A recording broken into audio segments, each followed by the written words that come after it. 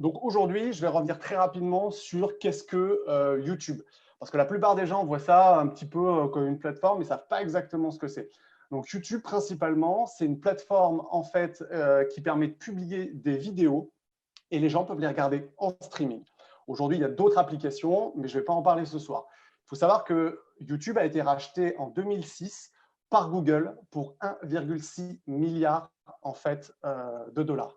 Donc, énorme investissement, mais quand on voit un petit peu ce qu'est devenu YouTube aujourd'hui, c'est tout simplement énorme. Donc, je vais vous présenter rapidement qu'est-ce que YouTube en fait dans le monde. Il faut savoir que YouTube dans le monde, c'est 2 milliards d'utilisateurs uniques mensuels. C'est 80 000 vidéos vues en une seule seconde. C'est 1 milliard d'heures de vidéos en fait, par jour. Donc, c'est des chiffres qui sont complètement stratosphériques si on repense un petit peu par rapport à cette plateforme. Et comme Louis vous a parlé beaucoup en fait, du mobile, et il faut savoir, les stats YouTube, c'est que 70% des vidéos YouTube sont visionnées sur le mobile. Donc, c'est vraiment un terminal qui est le terminal du futur, donc très important à prendre en compte. Comme le disait aussi Stéphane, c'est 38% pardon, du trafic mondial qui passe en fait par YouTube. Vous avez d'abord Google et après les recherches sont effectuées sur YouTube. Donc, c'est devenu quasiment un moteur de recherche à lui tout seul. Alors, ça, c'est dans le monde. Pour votre information, les chaînes les plus populaires en fait en nombre de vues sur YouTube. Donc, la première, c'est Ryan's World. Donc, c'est que des Américains, bien sûr, avec 24 millions d'abonnés. C'est une chaîne qui est plutôt dédiée à l'éducation en fait, des enfants, qui est inscrite depuis 2015. La deuxième, c'est PewDiePie. Si vous connaissez un petit peu déjà les vidéos, c'est du gaming et du divertissement. Si vous connaissez les animateurs vidéo, il y a Squeezie qui fait exactement la même chose, qui s'est beaucoup inspiré de PewDiePie d'ailleurs. Et le troisième, c'est DanTDM. Et DanTDM, en fait, c'est une chaîne de gaming et qui fait le jeu vidéo Minecraft principalement. Et vous pouvez voir un petit peu les données, le nombre de vidéos publiées et à peu près le nombre de vues. Alors, tout ça, c'est bien joli dans le monde, mais en France, qu'est-ce qu'il en est? Eh bien, tout simplement, il faut savoir que 39 millions de Français de 18 ans et plus regardent des vidéos YouTube, c'est-à-dire un taux de couverture de 77%, ce qui est selon une étude Médiamétrie. Donc, c'est vraiment énorme taux de couverture. Et si vous regardez en dessous le graphique, la répartition des âges, c'est vraiment quelque chose qui est vraiment le plus surprenant parce qu'on pense énormément que YouTube est destiné qu'aux jeunes qui regardent bien la musique dessus. Et bien, pas du tout, en fait, parce que principalement, c'est les 25-49 ans pour 52% en fait, qui regardent principalement YouTube. Et on se rend compte que même les plus de 50 ans, en fait, regardent YouTube. Alors, donc c'est vraiment typiquement, en fait, on touche une population plutôt quand même âgée et pas forcément les jeunes ou les ados. Le temps moyen passé sur YouTube, rapidement, 46 minutes pour les 18-34, 27 minutes pour les 25 ans, pour les gens un peu plus. Voilà. Et bien sûr, comme le disait encore, 78% des vidéos sont consultées sur le mobile en 2019. Donc, ce qui veut dire concrètement que ceux qui n'ont pas de chaîne YouTube aujourd'hui en 2020, il va falloir se réveiller, les amis, parce que c'est quelque chose de hyper, hyper important. Voilà, tu m'enlèves les mots de la bouche, Stéphane. Alors, évidemment, quel bénéfice on peut entrevoir pour une chaîne YouTube? Vous en avez plusieurs. Vous allez d'abord, effectivement, créer une communauté. Par rapport à votre activité, un petit peu exactement comme l'a fait Stéphane, c'est-à-dire qu'il a réussi à créer autour de son réseau une sorte de communauté avec ses déjeuners LinkedIn, avec d'autres, et ça permet en fait YouTube de sensibiliser et d'interagir avec cette communauté. Évidemment, vous allez gagner en notoriété et en visibilité, puisque vous allez diffuser sur un nouveau média, en fait, tout simplement. Vous avez des possibilités aussi de fidéliser votre clientèle. C'est-à-dire que vous avez des produits, vous pouvez très bien mettre des notices de service après-vente ou des notices d'utilisation de vos produits directement en ligne, ce qui permet que les gens vont aller voir comment on utilise votre produit ou votre service parce que vous l'expliquez vous-même directement en ligne. Évidemment, vous allez pouvoir générer des leads entrants, puisque les gens vont vous trouver directement en fait via YouTube et peuvent rentrer en contact avec vous pour tout simplement, en fonction de ce que vous avez posté, vous demander vos services, vos produits. Et il y a une autre partie en fait qu'on oublie un petit peu, c'est surtout que la chaîne YouTube peut améliorer votre référencement. Tout simplement parce que, comme je vous l'ai expliqué au départ, YouTube a été racheté par Google. Et vous l'avez déjà certainement remarqué, lorsque vous tapez en fait des recherches sur Google, apparaissent des vignettes YouTube en fait directement dans la recherche et en première page des recherches Google. Donc, en mettant en avant votre entreprise et vos services, alors bien sûr, il y a tout un travail de mots-clés, mais ça sera un petit peu plus tard, vous allez pouvoir effectivement améliorer en fait ce référencement. Alors, Alors, François, oui, c'est bien les amis, vous m'envoyez des questions, continuez à les envoyer, on y répondra donc tout de suite après. François, ça fourmille de questions. Vas-y mon j'ai petit, l'impression que ça clignote, tu es effectivement. sur la bonne voie, hein, vas-y. Hein.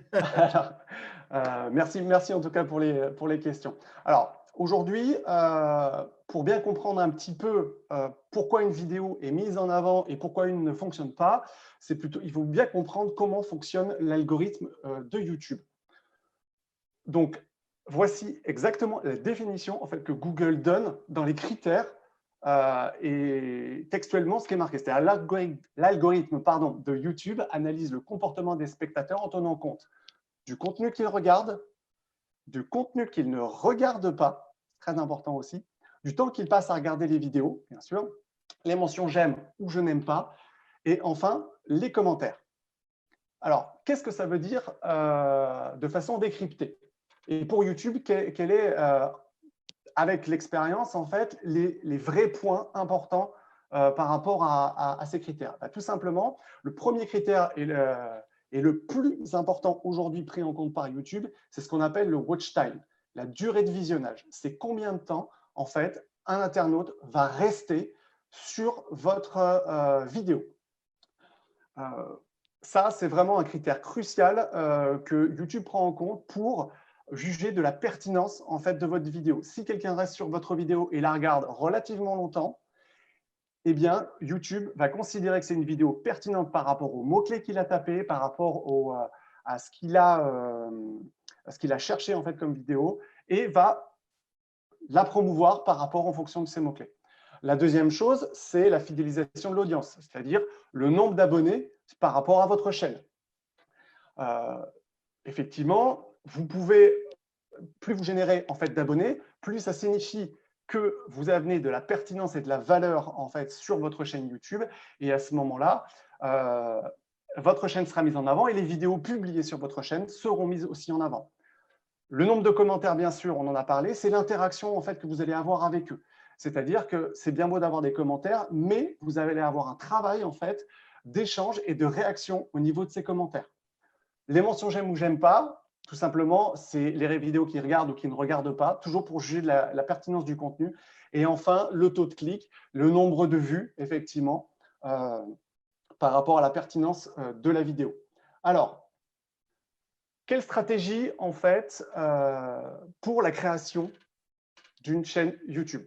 Soyez très attentifs, les amis, parce que quelle que soit votre activité, c'est exactement le canevas qu'il faut utiliser. Donc, prenez des notes, le bloc-notes doit chauffer là. Alors, pour préciser, effectivement, Stéphane fait bien, c'est un canevas, c'est-à-dire que c'est une ossature que je vais vous donner. Je vais essayer de vous donner les bonnes pratiques à utiliser. Après, il faut rentrer dans les détails et effectivement, ça prend un petit peu plus de temps et malheureusement, ce soir, on n'a pas trop le temps par rapport à ça. Alors, la première étape, c'est d'abord de développer une stratégie de contenu. C'est exactement un petit peu comme ce qu'avait dit Louis avant par rapport à votre vidéo. Ne vous lancez pas dans une vidéo sans script. C'est la même chose. C'est super de se lancer dans une chaîne YouTube, mais si vous n'avez pas mis en place de stratégie de contenu, comme il faut du temps en fait pour que votre chaîne ait un impact, elle soit pertinente et qu'elle ait des résultats, il faut avoir une stratégie derrière. Ça, c'est vraiment ce qui fait la différence dès le départ. Donc, une stratégie de contenu, ça consiste en quoi? On va d'abord effectivement analyser l'existant, C'est-à-dire qu'on va pas, si vous avez un Facebook, un Instagram, déjà des vidéos institutionnelles, vous avez peut-être déjà une chaîne YouTube, et ben on ne va pas jeter le bébé avec l'eau du bain. On va justement prendre tout l'existant et essayer de faire comment l'améliorer. Et surtout, vous avez déjà fait du travail, on va s'en servir. La deuxième chose, bien sûr, déterminer des objectifs. Est très important, déterminer une thématique en fait, de votre chaîne par rapport à vos cibles. Donc, ça veut dire vraiment choisir du contenu qui va être pertinent par rapport à votre activité. Exemple, vous êtes un agent immobilier et vous commencez à parler de voitures. Super, c'est peut-être votre passion, mais vous ne pourrez pas mixer, c'est-à-dire je présente des voitures et à un moment je veux présenter mon activité professionnelle sur la même chaîne. Ça, il n'y a pas de pertinence. Dans la durée, vous allez perdre les gens. La troisième étape, bien sûr, on planifie les actions classiques.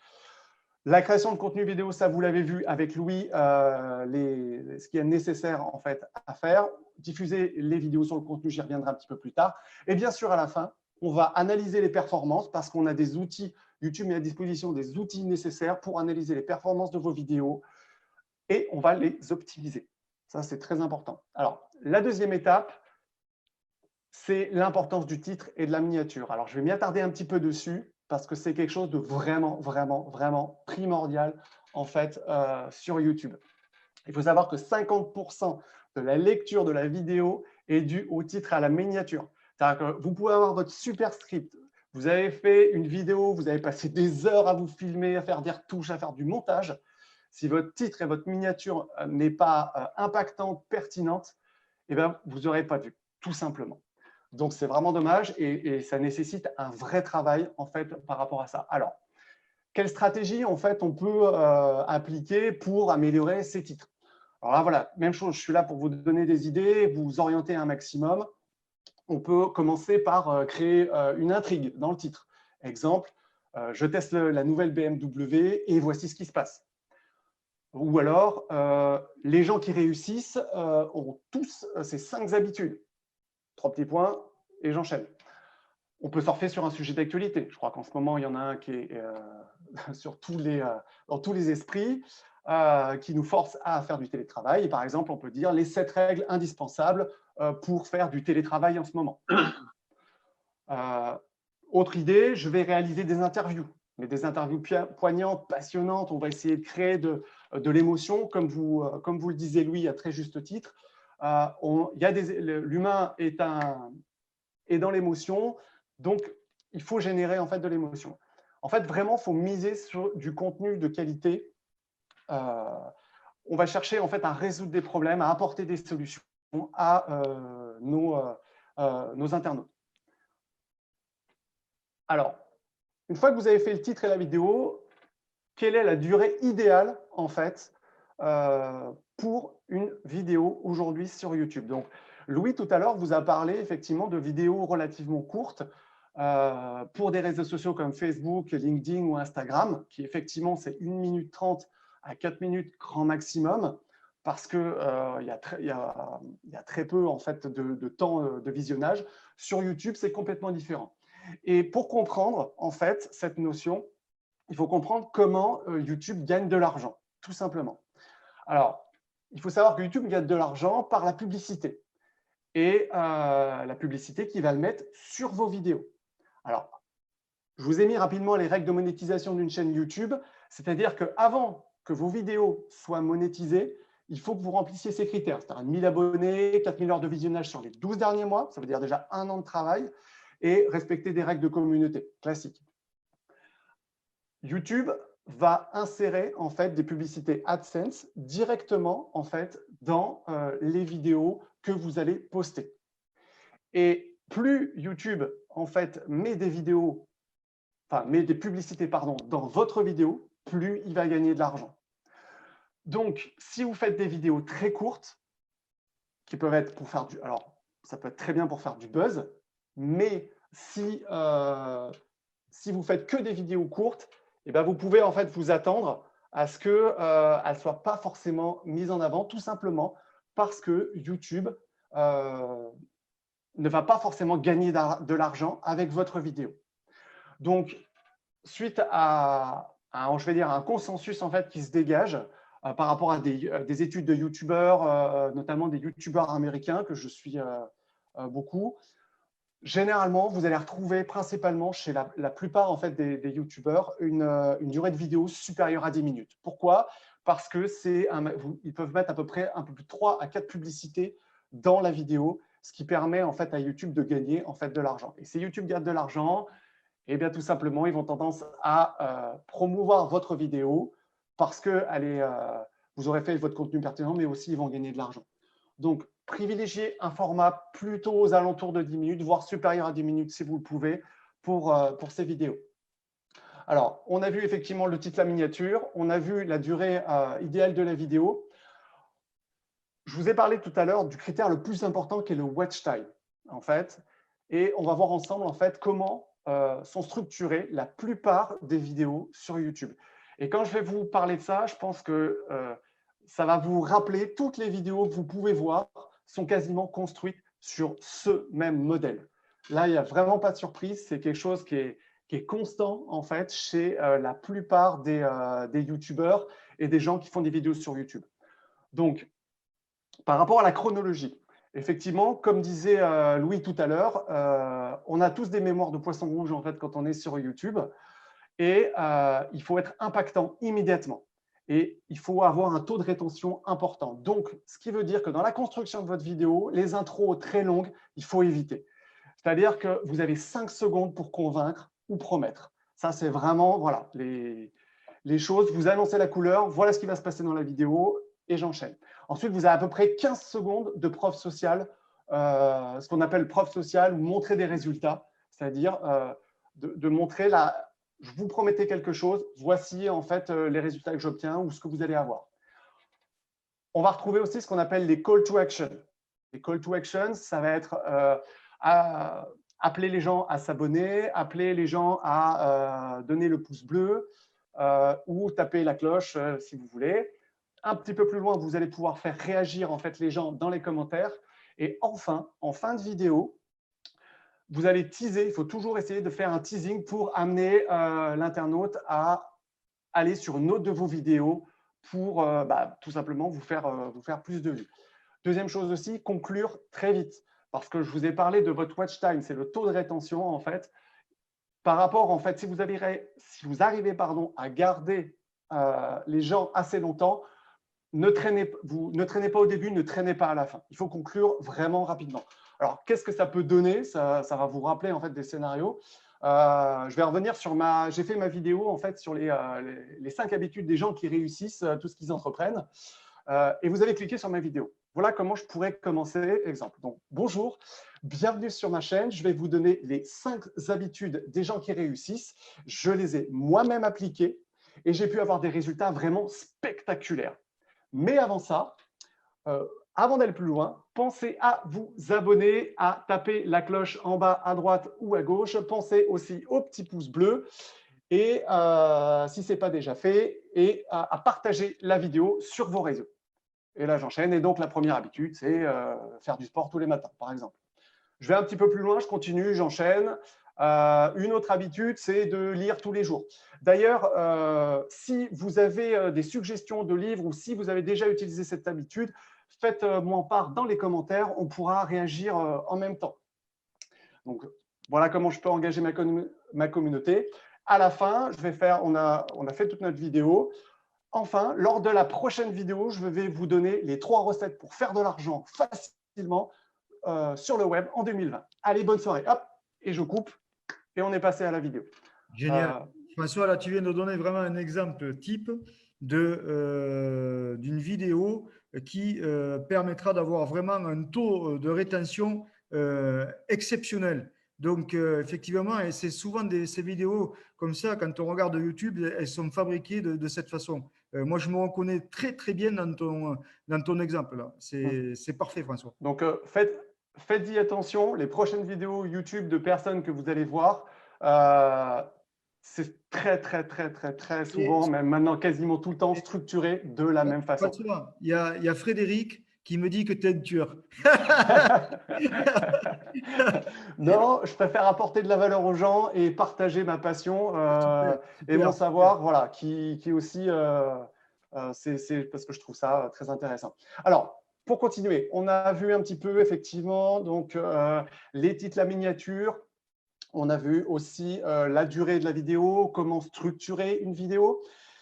Maintenant, on va voir un des points importants, la régularité de la vidéo. Combien de vidéos je dois faire par semaine, par mois, par an, par année pour m'attendre à des résultats sur YouTube. Alors, je ne vais pas lâcher de suspense. Aujourd'hui, au minimum, mais vraiment le minimum du minimum, c'est au moins 1 à 2 vidéos à publier par semaine sur YouTube si vous voulez avoir des résultats. Alors, je vous rappelle que les vidéos sont fabriquées par Louis. Louis, Voilà. tu vas avoir du boulot, mon petit. Je te le dis. Donc, Très vous long. avez, voilà, Je effectivement, suis preneur. par rapport à ça, Louis est vraiment là pour ça. Mais c'est vraiment très important parce que vous ne pourrez pas avoir de résultats. On ne va pas se mentir, hein. Je ne suis pas là pour vous raconter des salades non plus, ni vous promettre la lune, ni vous donner la martingale des millions d'abonnés YouTube. La réalité, c'est de la régularité, de respecter en fait votre plan d'action et votre stratégie que vous avez mis en place dès le départ et de publier régulièrement avec du contenu.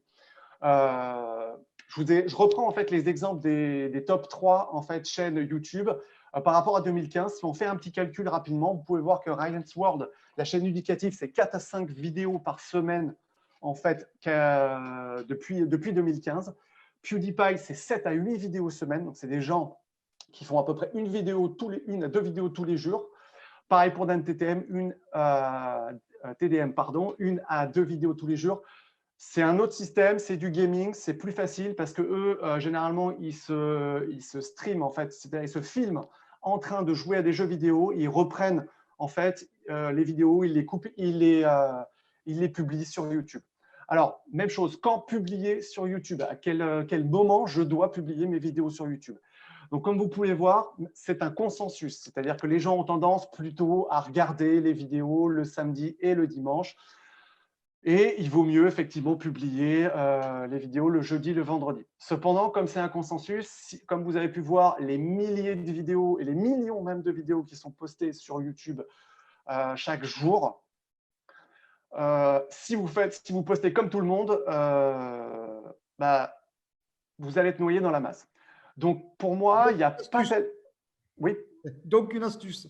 Donc, une astuce. Donc, il n'y a pas tellement de règles, en fait. C'est vraiment garder de la régularité. Exemple, notamment, je pense à une chaîne sur l'actualité spatiale. Je vous encourage d'ailleurs à aller voir cette chaîne. C'est vraiment passionnant. Ça s'appelle Hugo Lisoire. Tout simplement, eux, ils publient le mardi et le jeudi à 18h. C'est annoncé clairement, en fait, sur leur chaîne. Et c'est comme ça régulièrement. C'est comme une émission. En fait, ils publient leur actualité tous les mardis et les jeudis à 18h et le dimanche, ils publient une vidéo en fait d'échange et d'interaction avec leur communauté. Voilà, tout simplement. Je pense que c'est vraiment un critère important d'être régulier et il n'y a pas de règle précise, mais c'est à vous de vous instaurer en fait cette règle. François, bois un coup s'il te plaît, parce que je sens que tu as soif. Mais là, je vais me faire un petit peu l'avocat du diable. Je vais dire, bon, c'est super tes trucs là. Ryan Sevold, PPD, pas DM, ils ont des super vidéos, des super statistiques. Mais moi, je m'appelle Stéphane Pusset. Je ne suis pas connu. Donc, en fait, ça marche que pour les grandes stars, quoi, YouTube. Eh bien, non, je vais y revenir un petit peu plus tard, mais avant, en fait, avant d'arriver à finir, je voudrais vous donner effectivement 3 erreurs majeures à éviter sur YouTube aujourd'hui. La première erreur, c'est tout simplement des thématiques floues et changeantes. Comme je vous l'expliquais plus tard, YouTube met en avant la pertinence du contenu. C'est vraiment très, très, très, très, très important. Pensez pertinence de contenu, qualité de contenu sur vos vidéos. Donc, si vous avez fait votre chaîne, et si vous avez une thématique changeante avec des vidéos diverses et variées, YouTube ne va pas mettre en avant votre contenu parce qu'il va pas le considérer comme pertinent. Deuxième chose, comme je vous l'expliquais, la régularité, trop peu de contenu et une publication irrégulière. Au début, c'est souvent le cas. Vous êtes tout feu, tout flamme. Vous faites 2, 3, 4 vidéos semaine. Vous avez plein d'idées, c'est super. Et puis, au bout de 2 mois, on commence à 2 vidéos par semaine. Et puis après, c'est une vidéo toutes les 2 semaines. Et puis après, on arrive à une vidéo tous les mois. Et au final, on ne fait plus de vidéos puisqu'on abandonne et parce qu'il n'y a pas trop de résultats. Et ben, c'est là où il ne faut pas abandonner. C'est juste, si on a un plan dès le départ, si on s'est mis en place une stratégie et si on a bien préparé, en fait, on doit pallier à ça et les résultats arrivent assez régulièrement. Et la troisième erreur, en fait, tout simplement, c'est aujourd'hui de ne pas oser créer de chaîne YouTube par rapport à son activité. Vraiment, tout le monde pense Facebook, LinkedIn, le nouveau social media et mettre de côté vraiment YouTube. Mais comme je voulais préciser, montrer, ce sont des chiffres qui sont accessibles, hein, bien sûr, à tout le monde. C'est quand même le deuxième aspirateur de trafic d'internautes au monde. Donc, ne passez pas à côté de ça. Et pour rebondir et revenir effectivement à ce que disait Stéphane, eh bien, je vais vous montrer un petit exemple de réussite, en fait,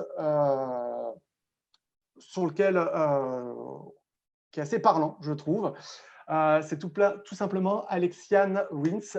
C'est une avocate belge spécialisée dans le droit pour les entrepreneurs, les start-upers. Alors, comme vous pouvez le voir, elle a monté sa chaîne il y a un peu plus de 2 ans. Elle a 5000, à peu près 5600 abonnés. Donc, vous voyez, ce n'est pas énorme. Vous voyez le nombre de vues sur ses vidéos, 205 vues. Là, en plus, bon, si vous voyez la régularité, en plus, c'est très faible. Bon, là, comme vous pouvez le voir, elle est en congé maternité, donc elle n'est pas disponible.